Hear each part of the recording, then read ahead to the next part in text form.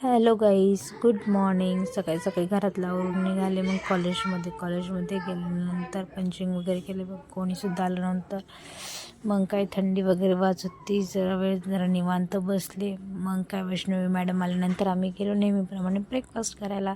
Breakfast केले की round वगैरे घ्यायला गेलो. राऊंड आल्यानंतर जे लंच झाल्यानंतर मग काय निवांत बसलो होतो. जरा बोरिंग चाललं होतं. काम वगैरे झाल्यानंतर पंचआउट झालं की निघाले घरी जायला. बघा ऑटोसुद्धा येत नव्हती लवकर. नंतर वेट केल्याने ऑटो आली. मग काय घरी आज सासऱ्यांचा बड्डे होता, त्याच्यामुळे आज मस्तपैकी गरम गरम वडापाव आणि सांबारची रेसिपी ठरवली होती. मग काय शिवांच्या आमच्यामध्ये लुडबुड चालली होती. शिवांश आमचा वेट करत होता की कधी मम्मीचं वडे तळून होतात ते आणि केक कट करते. नंतर फायनली सेलिब्रेशनला सुरुवात झाली.